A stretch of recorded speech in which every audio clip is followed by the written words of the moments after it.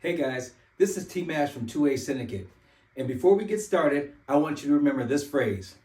It's easier to turn a positive person negative than it is to make a negative person positive. And with that being said, we're going to continue on with the show.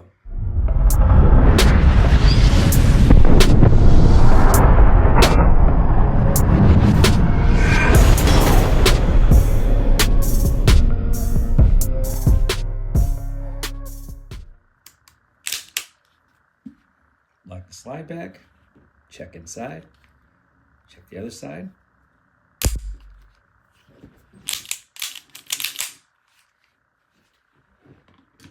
Hi guys, this is T-Mash with 2A Syndicate. And what I first want to talk about is for the past 3 months, all I've been hearing about is how to fix the Springfield Prodigy. And one person even had a $1,500 upper Springfield Prodigy fix. Imagine that, paying $1,500 for the gun and then a $1,500 for the upper fix. Another person said, just shave down the disconnector. Someone else said, change the springs. Then I saw another one, someone was even shaving down the magazines to go in the Springfield Prodigy. And what did I say at the beginning? I have the final Springfield solution fix. But before I get into that, just last night I was watching another YouTuber go on there and say that he had a Springfield Prodigy.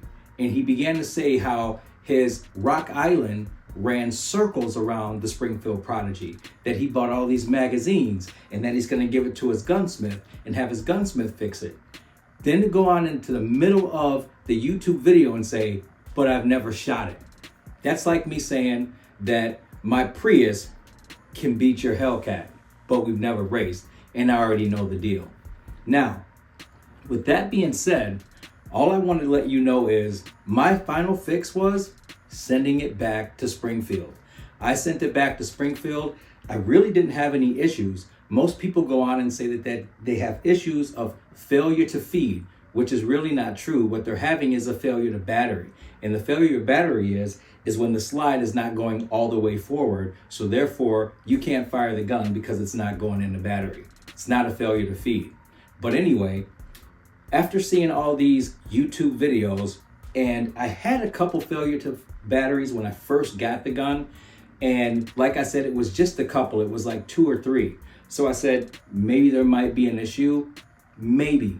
So what I did is I picked up the phone. I called Springfield. Springfield said, do you have any issues now? I said, no, but I'm worried just in case there might be an issue, maybe down the line. They said, sure, no problem. What did they do? They told me to send it to them. When I sent it to them, it took probably about 2 weeks. 2 weeks to get it fixed.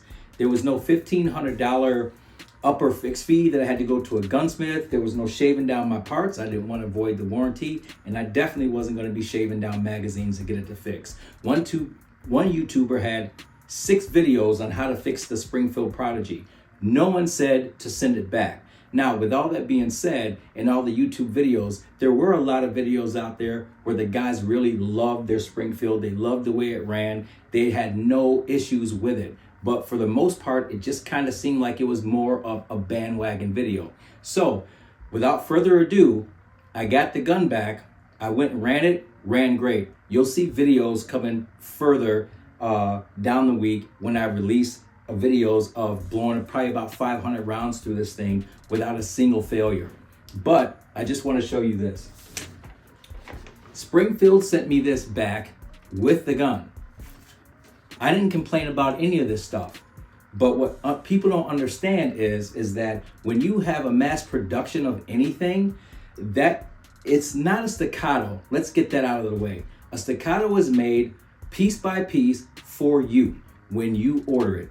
A production gun is made with a bunch of parts that have been machined, and then they're all put together. None of them are special. None of them fit perfectly. There is some tension and some less tension in spots on the gun, but that's because it's a production gun.